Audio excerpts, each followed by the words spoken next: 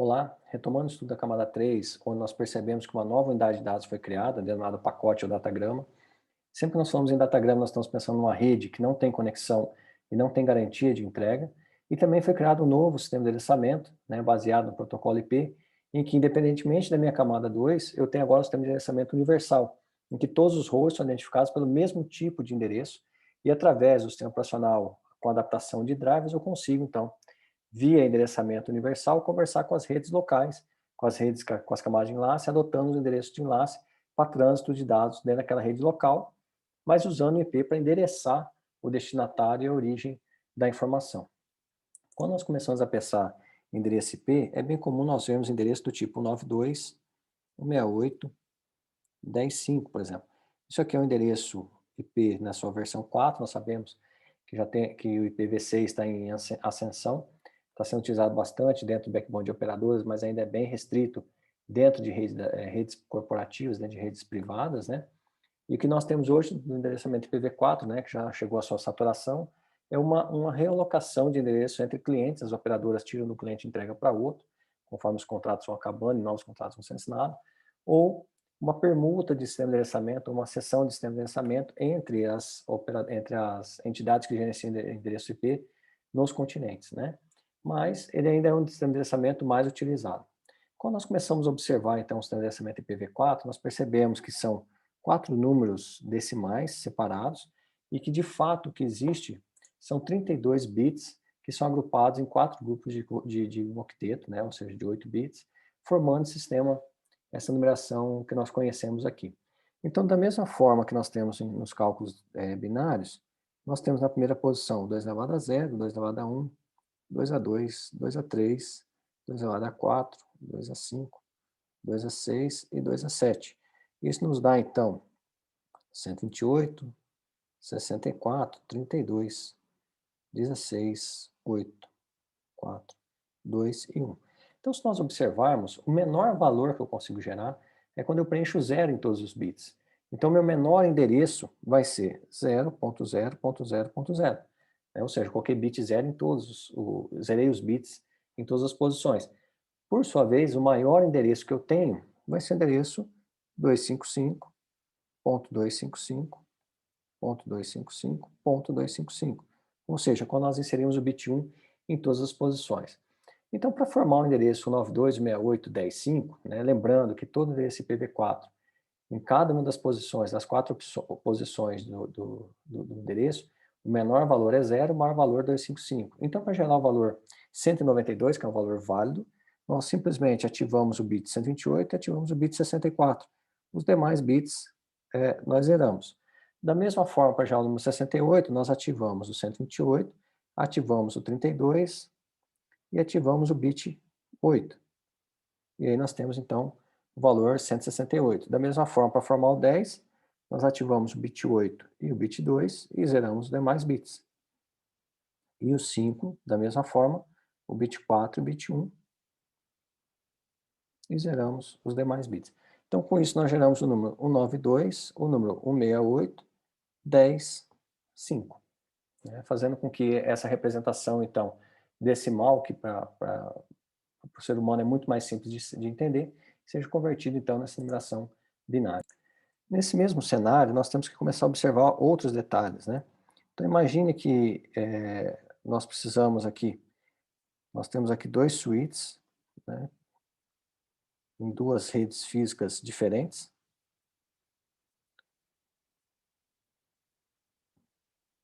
Então, 2 switches aqui na rede A, nós temos um switch, na rede B nós temos um outro switch.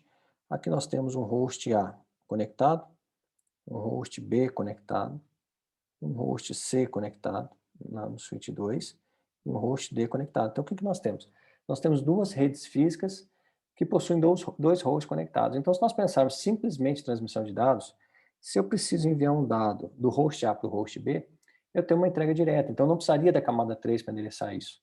Uma vez que eu estou na mesma camada, estou na mesma rede física, com a mesma tecnologia, os 2 hosts trabalham com essa mesma tecnologia. Mas se nós lembrarmos do vídeo anterior, o que nós percebemos? Que o usuário ele seleciona a aplicação. Essa aplicação determina qual que é o protocolo que ele vai utilizar, que por sua vez, quando chegar na camada de transporte, se vincula a uma porta. e a camada de transporte, então, passa para a camada de rede. Então, naturalmente, toda aplicação que nós estamos usando trabalha com endereçamento IP, desde que tenha troca de dados, né? Desde que ela seja responsável por envio e recebimento de dados. Então, não faz muito sentido nós trabalharmos quando a entrega é direta usando camada 2 e quando eu tenho uma entrega indireta, por exemplo, entre A e C, eu usar a camada 3. Então, nós sempre optamos por utilizar a rede, a camada de rede para fazer as entregas, né? E deixamos a própria pilha TCP junto com os drivers de rede tomar a decisão de qual camada física ele vai utilizar, qual camada de enlace ele vai utilizar. Então, nesse caso, entra um segundo componente, um terceiro componente aqui, que é o roteador, né? Esse roteador, o seu trabalho é simplesmente tirar dados de uma rede e levar para outra. Então ele faz essa permuta de pacotes entre as redes. Agora observe, como é que eu vou fazer essa permuta de pacote entre redes se eu não sei qual que é o endereço IP? Se o endereço IP que eu fixei, o 92.68.10.5, por exemplo, está na rede A ou na rede B. Né? Pensando aqui em que essa aqui é a minha rede A, e aqui então minha rede B. Como eu não tenho essa informação, o que eu preciso fazer? Olha, a partir de um ponto, então, até um ponto do meu endereço, eu vou dizer que tudo que está dessa separação para cá identifica qual que é a rede que eu estou trabalhando, e daqui para lá identifica qual que é o host dentro dessa rede. Então, o sistema de endereçamento IP, na verdade, o endereço IP, ele é particionado em duas partes. Uma parte identifica qual que é a rede que ele está trabalhando, e o outro identifica aquele host dentro daquela rede. Então, quando nós pensamos aqui que eu tenho a rede, o 92, o 68, 10 alguma coisa, eu estou dizendo que os 3 primeiros octetos, como nós combinamos aqui em cima, representa a rede. Quer dizer, todo host que tiver o IP começando com 92, 68, 10 está dentro da mesma rede física. E é importante que nós observemos isso. Toda rede IP precisa estar vinculada a uma única rede física. Se nós tivermos dentro de uma única rede física duas redes IPs trabalhando, apesar disso funcionar, nós temos uma configuração ali, no mínimo, estranha. Né? Uma configuração que não faz muito sentido. Do outro lado aqui, nós podemos ter um sistema de endereçamento 92, 168, 20, alguma coisa. Então, nós podemos dizer que a máquina 1, né, a máquina A, teria IP 9268.10.1, a máquina B, o 9268.10.2, a máquina C, o 9268.20.1 e a máquina D, o 9268.20.2. Então, nesse ponto, digamos que o pacote que a máquina A queira mandar uma informação para a máquina C. Como que ela sabe se essa máquina está ou não está na mesma rede? Para onde que ela manda quando não está na mesma rede? Existe uma tabela de rotas, né? Existe uma tabela de rotas de A. Então, sempre que A quer chegar em 92, 68, 10 alguma coisa, né? Ele vai fazer uma entrega local, ou seja, isso aqui está conectado na própria placa de rede. Essa placa de rede do host A está conectada nessa rede física. Já se ele quiser ir para o 92, 168, 20 alguma coisa, eu vou colocar na linha de baixo, ele vai ser entregue então para o 92, 168, 10, 254, por exemplo. E quem que é esse IP10, 254? Nós podemos fixar essa interface do roteador com esse IP. Então, observe que ele está criando um next host, né? Um next hop, ou seja, um próximo salto. Então, quando a minha entrega não é local, quer dizer, eu estou indo para a rede 926820, alguma coisa, você vai mandar um quadro, e aí observe que o IP de origem, aqui, IP de origem, continua sendo 92, 168, 10.1, que é o IP do host A. O IP de destino deste pacote continua sendo 198, 168, 21, que é o IP do host C. Então, o origem é o host, o IP de A, destino é o host C. Agora, como que eu chego no host C? Eu não conheço esse host, ele não está vinculado à minha rede IP, em que eu estou conectado no host A. Olha minha tabela de rotas, acho o meu destino, e o que está aqui como destinatário é para onde eu vou mandar o quadro Ethernet. Né? Vocês lembram lá atrás que nós vimos que quem desloca a informação é o quadro Ethernet. Então, esse pacote IP com o endereço 9268.10.1 de origem e 9268.20.1 como destino, vai ser enviado, o quadro vai ser encaminhado, então o quadro que vai ser montado aqui, vai ser montado com o MAC address do host A e o MAC address de quem está aqui na minha tabela de roteamento, ou seja, essa interface aqui do roteador. Né? Então esse quadro ele anda e chega nesse roteador. Uma vez que chegou nesse roteador, que é o próximo salto, O roteador vai olhar a tabela de rotas dele, vai perceber que a rede 926820 está conectada localmente e vai entregar, então, esse pacote ali para o host C. Né? E com isso, nós conseguimos fazer, então, o processo de roteamento. Né? Só lembrando que esse endereço que está aqui é o endereço da interface do roteador. Né? É o endereço daquela interface. Então, se nós continuarmos observando, o que nós decidimos? Que o 926810, que é os 3 primeiros octetos, formam a rede. E o último octeto aqui, então, identifica qual host. Mas nós não podemos colocar uma tabela de rotas, né, com essa informação aqui faltando. Porque senão eu teria que colocar, olha, vai para o 926821, para o 22, para o 23, para o 20.4, para o 20.5. Eu tenho que repetir a rede inteira, então que não faz sentido. Então, alguns endereços de rede são restritivos ou são especiais. Então, quando nós olhamos para a nossa separação aqui, em que eu tenho host, rede de um lado e host do outro, sempre que o endereço de host estiver totalmente zerado, formando, no nosso caso aqui desse IP, o 9268.10.5, formando o IP, o 9268.10.0, então esse aqui é o endereço de host, o menor endereço de host possível que eu tenho, esse endereço específico vai sempre referenciar a rede. Então é ele que vai aparecer aqui na minha tabela de rotas. Ó. O endereço 9268.20.0, quer dizer, quando eu quiser ir para a rede 9268.20, né, cujo endereço de rede é o 9268.20.0, siga aquela rota que está ali na tabela.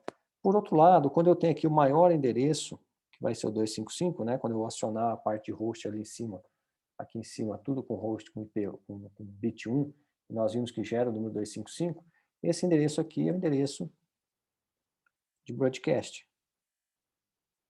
Ou seja, quando eu mandar um pacote com esse IP, o 9268.10.255, esse pacote vai ser entregue, então, para todas as máquinas que estão com acesso a essa rede 9268.10.0. Né? E aí a questão é, veja, já que a gente tem essa separação entre host e rede, quem é que cria essa separação?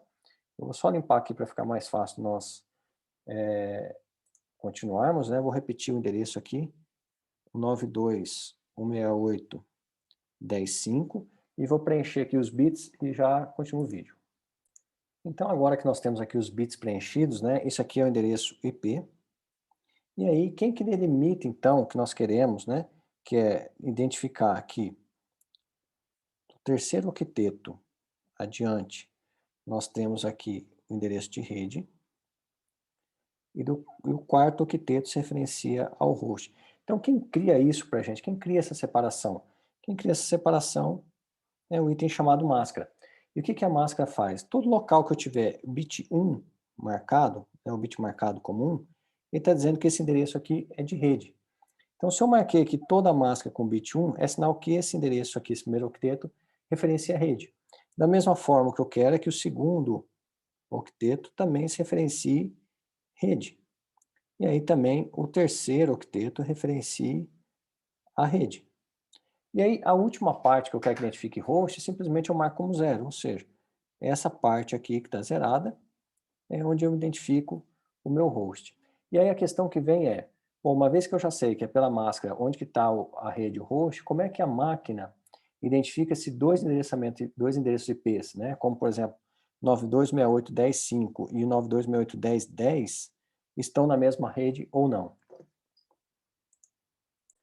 E isso é muito simples, né? Basta nós fazermos uma operação E entre o IP, os IPs que eu tenho, e a máscara. Sempre que eu fizer essa operação entre o IP e a máscara, naturalmente, como eu tenho 1 para a parte que identifica a rede e 0 para a parte que identifica o host, eu sempre vou obter o endereço de rede. Então, se nós fizermos aqui a operação E no primeiro octeto, o que nós vamos obter? Só pegar a caneta novamente aqui. 1100000, quer dizer, 192, né? No segundo octeto, nós obteremos 1010100, ou seja, 192, 168, 2, 3, 4, 5, 6, 7. Aqui na terceira parte, né, no terceiro octeto, nós obteremos o 10, e naturalmente na última parte, ficará tudo zerado, já que a minha máscara, onde identifica host, é sempre zero. Ou seja, esse zero da máscara serve para zerar no endereço de rede todos os seus bits. Então, nesse momento, o que sobrou para nós? O endereço 92, 168.10.0, que é nosso endereço de rede. Se eu fizer isso da mesma forma para o IP 192.168.10.10, eu vou obter o mesmo endereço de rede aqui. E aí, comparando, então, eu tenho que as duas máquinas estão na mesma rede.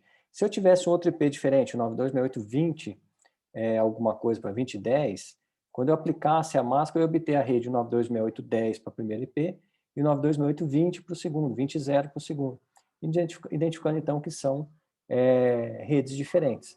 Quando eu confronto isso então com a minha tabela de roteamento, eu consigo decidir se eu faço uma entrega local ou se essa entrega precisa ser encaminhada a um roteador intermediário.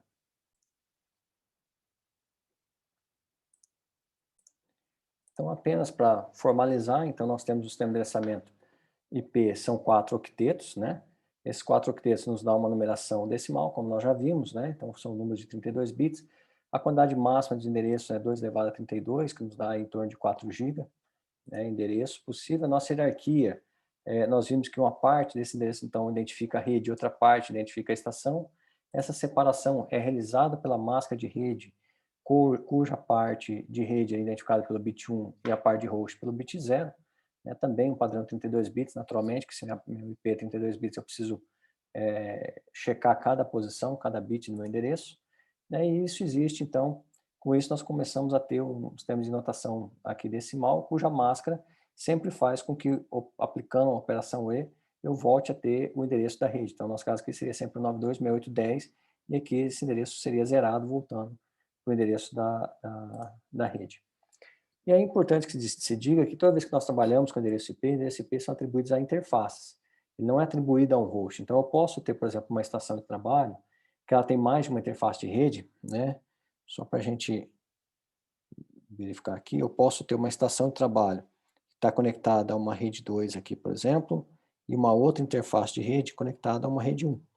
Então, essa estação de trabalho é uma estação de trabalho denominada multi-homed, ou seja, ela tem dois pontos de conexão, tem duas interfaces de rede conectadas em duas redes IPs diferentes. Aí observe que são sempre redes IPs diferentes e não rede de camada de enlace. É claro que, como eu disse antes, cada rede IP é inserida sobre uma rede de enlace.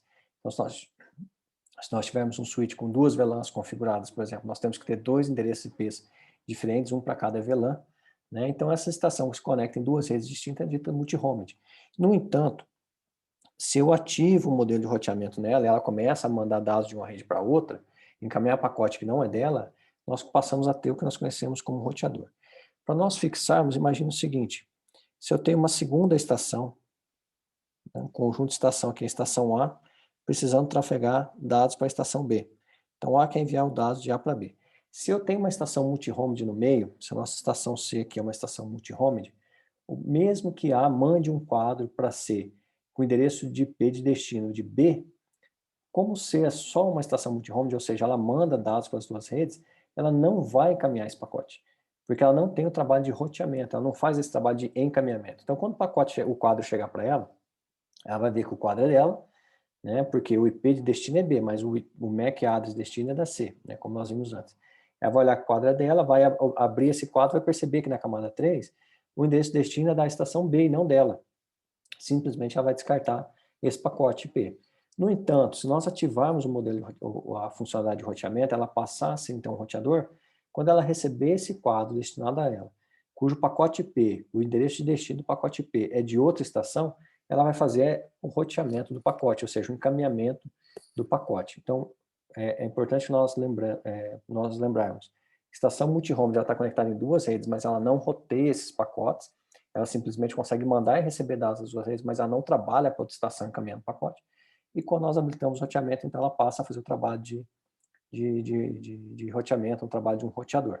Lembrando que cada endereço IP é atribuído a uma interface. Então, se eu tiver 10 interfaces, eu teria que ter, cada um conectado numa rede, naturalmente, eu teria que ter 10 endereços IPs. Agora, se eu tenho 3 interfaces conectadas na mesma rede, o que é comum de fazer? Não é colocar 3 endereços IPs nessa interface, isso não é muito comum. O que nós fazemos, na realidade, é, dentro da máquina, criar um time de interface com um único IP, ou seja, essas 3 interfaces agora passam a responder como se fosse uma só.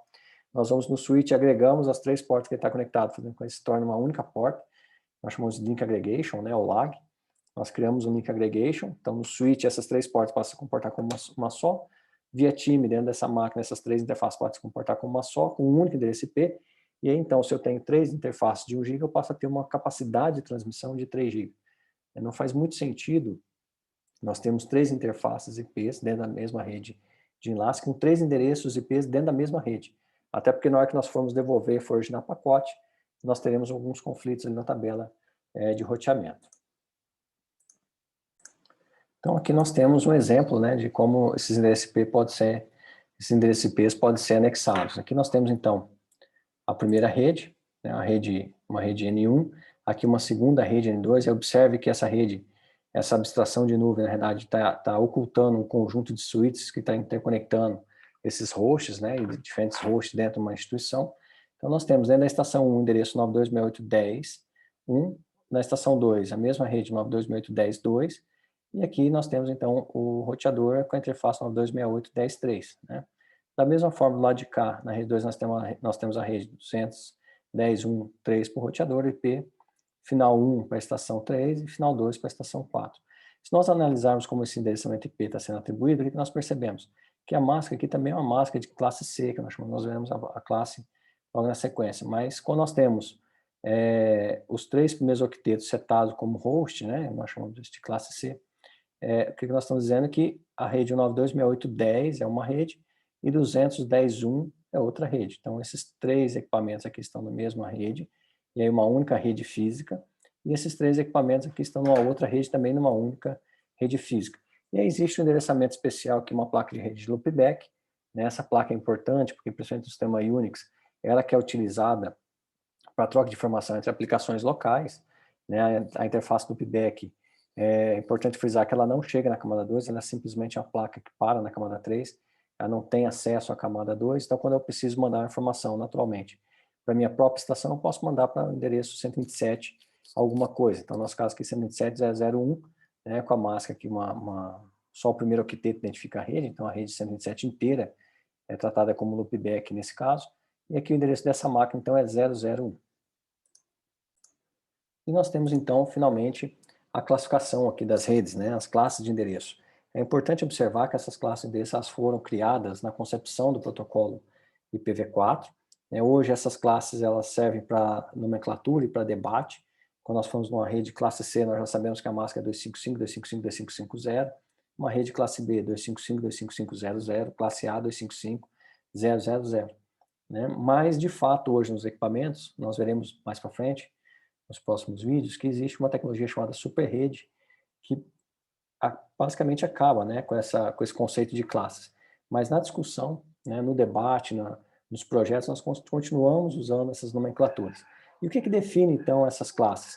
Né, quando o protocolo IP foi criado, foi definido que toda rede, né, todo endereço IP que comece com endereço 0, né, obrigatoriamente, então meu menor endereço, né, deixa eu só colocar os risquinhos aqui, então toda rede começa obrigatoriamente com endereço 0, meu menor endereço possível de ser formado é colocando 0 em todos os octetos. Isso me dá então como menor endereço para essa rede, que é chamada de classe A, o endereço 000. Então, essa rede classe A, quando ela foi definida, o que foi estabelecido? Que os primeiros 8 bits, ou o primeiro octeto, identifica a rede. Então, daqui para cá, nós temos a identificação de rede, e daqui para lá nós temos host. Então, eu tenho uma família, uma classe de endereço, em que me permite criar poucas redes, ou seja, só 255 redes, mas essa rede possui uma quantidade muito grande de hosts. Quando eu penso na classe B, nós temos aqui os primeiros 16 bits formando o endereço da rede. Então, nós já temos uma classe em que eu tenho 2 elevado a 16 redes disponíveis, com 2 elevado a 16 hosts em cada uma dessas redes. Quando nós pensamos numa rede classe C, nós temos que os primeiros 24 bits, ou os 3 primeiros octetos, identificam rede. Ou seja, é como uma classe de endereço que me permite ter uma quantidade muito grande de rede, com uma quantidade muito pequena de host, ou seja, eu posso ter só 255 endereços de host dentro de cada rede dessa. Então, cada classe, na sua concepção, era aplicada por um motivo. Classe C eram para empresas pequenas, que tinham poucos hosts, então eu teria uma quantidade muito grande de rede de empresas pequenas, por exemplo. Classe A era para empresas grandes, em que eu tinha pouca rede, né, mas uma quantidade de host muito grande por empresa, e assim por diante. Então, voltando ao nosso debate da classe A, O menor endereço que eu consigo gerar é 000, né? Ou seja, todas as posições, aí seguindo para frente aqui também com 0, né? Que nos dá o endereço 0000. O maior endereço que eu consigo gerar é colocando 1 em todos os bits, com exceção do primeiro, que o primeiro obrigatoriamente tem que ser 0. Isso aí vai me dar o endereço 127.255.255.255, que é o maior endereço IP dessa classe que eu estou analisando. Da mesma forma, a classe B obrigatoriamente teria que começar com o bit 1 e depois o bit 0. O menor endereço possível é zerando todos os bits aqui, né, o que vai me dar o endereço iniciando em 128.0.0.0, né? Então aqui nós sabemos que os primeiros 16 bits representam a rede, os demais aqui representam o host, então eu teria host, por exemplo, 128.0.1.5, é o mesmo, está na mesma rede que o host 128.0.10.10, por exemplo. Por quê? Porque a rede aqui é a mesma, né? O que está mudando aqui são só endereçamentos de host. Então, meu host aqui passa a ter 2 octetos para endereçá-lo, né? No caso, a rede A teria 3 octetos para endereçá-lo. Da mesma forma, a classe C, sempre começando em 110, meu menor endereço, então, seria preenchendo tudo com 0, o maior endereço preenchendo tudo com 1, e assim sucessivamente, né? A classe D, começando com 1110, e a classe E, tudo 1, né? 1111 e 0 lá na frente. Quando nós analisamos isso, nós chegamos a essa seguinte tabela, né, em que eu tenho a classe A partindo do endereço 000, indo até 127.255.255.255, como nós dissemos, o que identifica a rede que é só o primeiro octeto, né, então eu tenho 128 redes disponíveis. Na classe B, começando do endereço 128.000, indo até 191.255.255.255, os dois primeiros octetos que identificam a rede.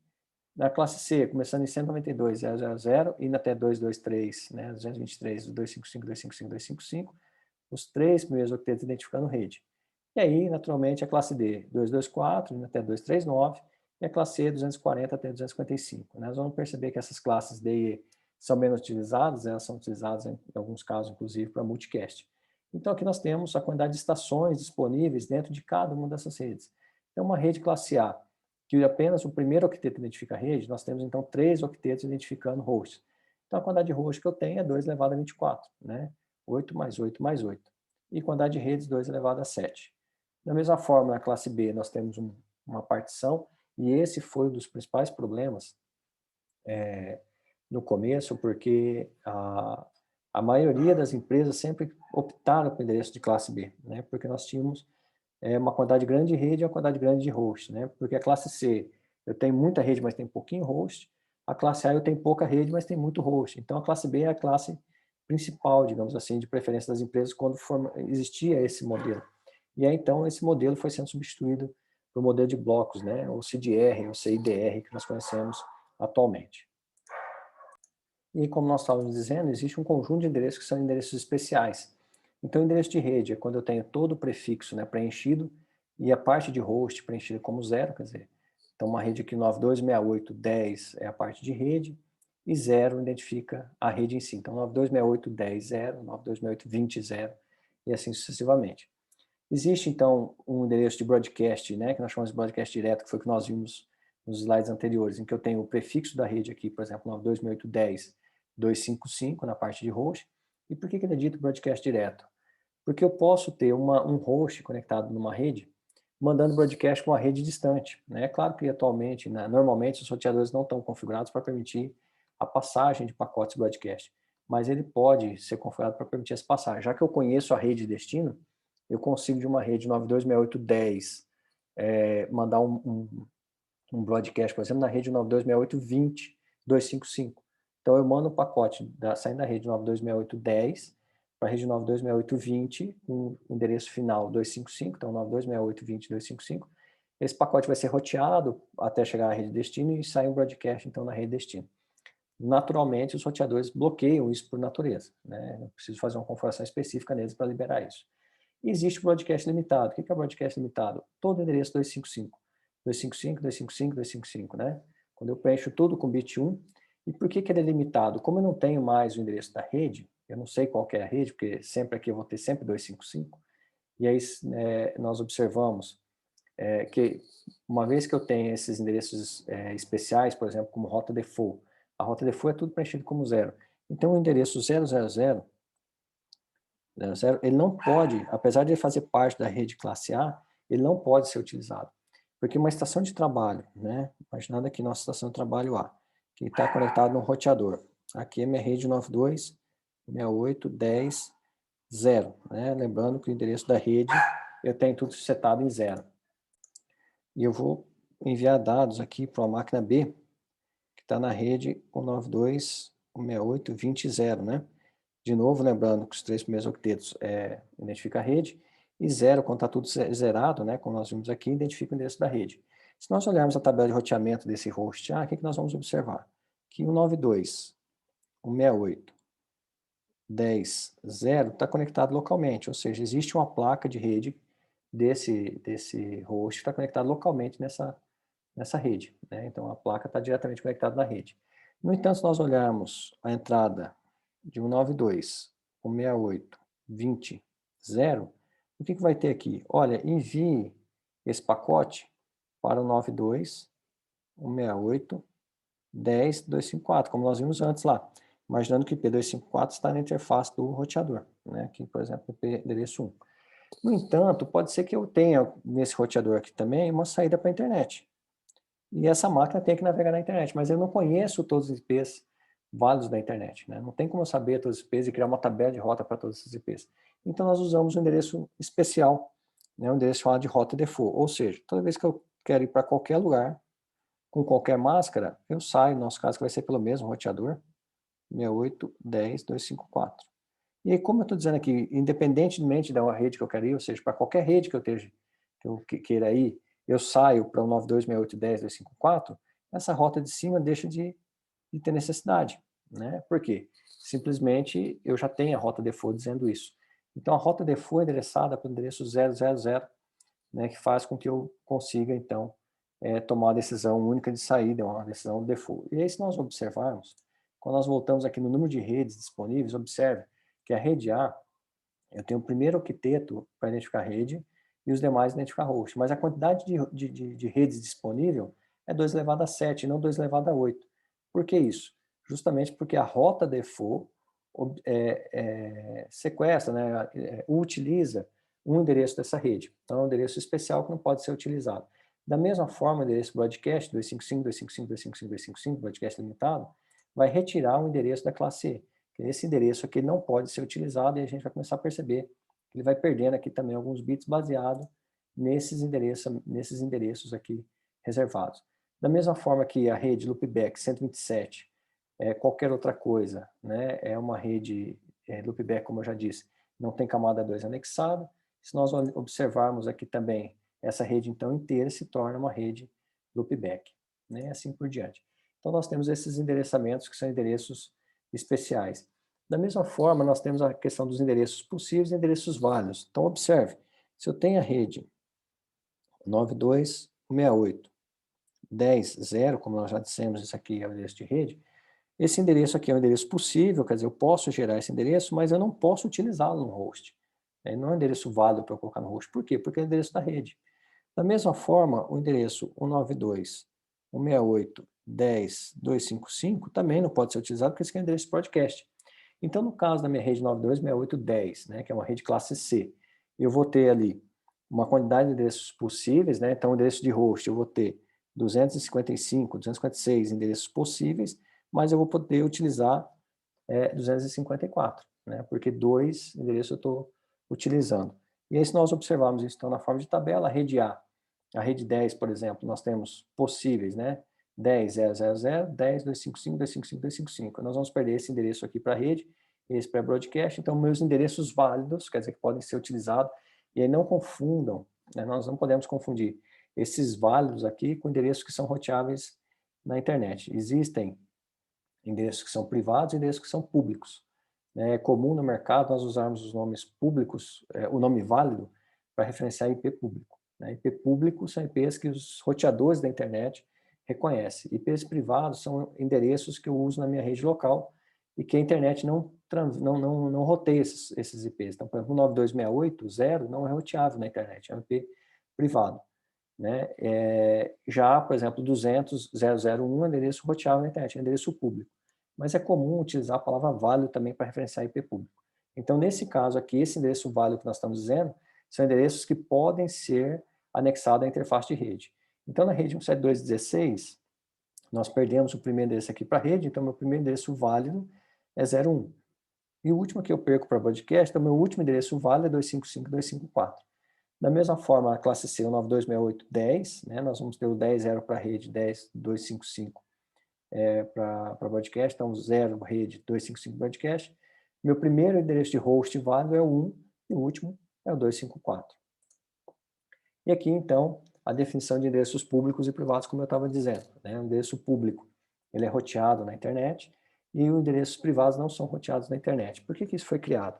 Nós percebemos na criação dos IPs que uma quantidade de IPs, os IPs começaram a ser consumidos, né? E várias técnicas foram criadas, né, para tentar atrasar essa finalização dos blocos IPs. Uma delas foi o sistema de acionamento privado. Então, toda rede que tem o endereço 10, que tem o endereço 7216, até o 7231, e na classe C, o 9268 até o 9268.255, esses endereços não são válidos na internet. Por que eles não são válidos na internet? Porque, veja, a minha tabela de rota não é utilizada para enviar o pacote. Da mesma forma, eu utilizo essa tabela de rota para voltar o pacote, né? Para as informações voltarem. A gente está indo, elas voltam, né? Até porque se eu olhar o destino, ele está enviando o pacote. Então, se eu tenho múltiplas máquinas no mundo endereçado com 9268.10.5, para qual máquina que eu tenho que devolver? Para qual rede que eu tenho que devolver? Quem que é o cliente? Qual que é a empresa que está armazenando esse IP? Então, como eu tenho muitos clientes utilizando o 9268.10, alguma coisa, eu não sei. Na minha tabela de rota, eu não tenho como definir para onde que ele deve voltar, já que tem múltiplos utilizando. E o princípio de um IP ser público, de um endereço ser público, é que ele precisa ser único. Eu não posso ter duplicação dele. E aí, uma vez que eu tenho duplicação, então eu paro de ter um endereço privado, um endereço público. E aí, então, para evitar distribuir o endereço público para todas as máquinas, bom, vejamos, se eu tenho uma rede com 200 máquinas e eu não tivesse o conceito de endereço privado, eu teria que ter 250, uma rede de 300, eu teria que ter 300, uma rede de 500 IPs públicos e iria consumir isso do pool mundial. Então, criou-se endereços privados, esses endereços que todo mundo pode utilizar. Então, a minha instituição utiliza a rede 9268, outra instituição utiliza 9268. Então, no final, nós temos várias instituições utilizando a mesma faixa IP, preservando as faixas de IP público. E aqui, com relação à nossa resolução de endereços, né? Essa resolução de endereços, então, no caminho da resolução de endereços, né, assim como nós temos endereço público-privado, endereços válidos, né, e não válidos, nós temos também a questão do mapeamento. Como é que mapeia, então, um endereço físico, um endereço IP e um IP no físico, né? Isso pode ser feito de duas formas. O mapeamento direto, que é bastante raro nós vermos, em que é fixado pelo administrador esse mapeamento de endereço IP, né? Então, nós colocamos o endereço MAC uma parte do endereço IP, já que o endereço MAC, o MAC address da internet são 48 bits e o IP são 32, mas isso acaba influenciando a nossa organização de rede, nossa arquitetura. Até porque, pensando em rede Ethernet, nós sabemos que a placa de rede ela já vem com um endereço MAC de fábrica que identifica inclusive o fabricante. Se nós vamos replicar o endereço IP dentro desse endereço MAC, nós vamos começar a distorcer essa solução, né, que já vem pronta. Então, o mais comum, tratando de rede Ethernet, naturalmente, é nós utilizarmos esse mapeamento dinâmico, que nós já vimos na camada 2, que é através do protocolo ARP, ou seja, esse protocolo, o Address Resolution Protocol, nós temos o endereço IP, ele converte em endereço, ele busca o endereço MAC, né, da placa de destino, e o HARP faz o trabalho inverso. Com relação aos nossos mecanismos de entrega, nós já vimos lá atrás um pouco, né, nós temos entregas que são diretas, ou seja, eu não preciso passar por um roteador. Se eu tenho no caso de uma estação A, que precisa conversar com uma estação B, né, e ambas as estações estão conectadas no mesmo switch, ou seja, a minha rede IP aqui é a mesma entre as duas estações, simplesmente eu tenho uma entrega direta aqui. Essa entrega direta não passa por nenhum roteador. Por outro lado, se eu tenho uma terceira máquina aqui, a máquina C, vinculada a uma outra rede, naturalmente, 9268.20.0, e a máquina A, então, agora precisa conversar com essa máquina C, naturalmente eu teria um roteador aqui no meio do caminho, Então eu não tenho mais uma entrega direta, ou seja, o meu quadro não sai do host A e vai para o host B direto. Ele vai sair do host A, vai para o roteador, do roteador para o host C. Então nós passamos a ter uma entrega indireta. Agora observe que, se eu analisar entre A e C, eu tenho uma entrega indireta. Mas se eu olhar o quadro que está saindo do roteador e indo para C, eu tenho uma entrega direta, né? Mas sempre, quando nós vamos olhar, nós olhamos o IP de origem, quer dizer, saiu da máquina aqui o 9268.10.1, está indo para a máquina 9268.21, por exemplo. Então, esse trânsito do pacote IP é uma entrega indireta. E aí nós temos que lembrar que, quando nós olhamos, incluímos a camada 2 nessa discussão, e aí eu posso ter uma entrega direta do roteador para a estação C, né? Mas sempre, quando nós formos classificar entrega direta e indireta, nós temos que olhar a camada 3, origem e destino. E aqui nós temos então a representação, né? O que é importante observar? Quando nós fazemos essa entrega direta, né, nós temos o IP de A e IP de B, esse IP é colocado dentro da parte de dados do quadro, né, e eu crio então um frame, né, um endereço MAC de A para B e envio esse quadro de A para B. Já na entrega indireta, observe que o endereço de IP de origem e destino ele não muda nos trechos que nós estamos seguindo, né? O que muda é o endereço MAC, então, que é o que nós desenhamos antes lá, nós discutimos no início da aula. Uma vez que eu vou mandar um pacote de A para B, eu vou montar esse pacote IP de A e IP de B com a parte de dados. Naturalmente, essa parte de dados aqui está vindo, o cabeçalho é a parte de dados da camada de transporte, naturalmente, dentro da parte de dados da camada de transporte, vem a camada de aplicação, o cabeçalho e os dados, né? Naturalmente, isso aqui vai ser enquadrado, né, colocado na parte de dados de um quadro, cujo MAC de origem é o MAC de A, e o MAC destino é a primeira interface do roteador 1, né, desse roteador aqui. Esse quadro vai seguir, então, daqui até o roteador. Chegando aqui, desmonta-se esse quadro, porque o endereço destino é o do roteador. O roteador vai obter esse datagrama, vai analisar qual o IP de origem e destino, vai ver que o destino é da máquina B, que está na rede 2, que ele também conhece. Ele vai montar um segundo quadro. E observe que esse segundo quadro leva o mesmo datagrama, com o mesmo endereço de origem, o mesmo endereço de destino. Então, não há mudança entre as redes físicas, não há mudança do IP de origem e IP de destino. O que muda é sempre o endereço da camada 2, porque a camada 2 é que está carregando os dados. Então, eu preciso endereçar hope by hope, né? Um salto atrás do outro, fisicamente, né? Na camada de enlace, para que esse quadro ande. Então, esse segundo quadro vai ser montado, possui o endereço de origem, a segunda interface desse roteador, e o endereço físico de B para ser entregue, né? Naturalmente, o datagrama também vem dentro da parte de dados, então o quadro é entregue aqui. E com isso, então, nós finalizamos o estudo do endereçamento IP, do endereço IP, e iniciamos, então, agora o estudo do protocolo IP em si. Isso no próximo vídeo.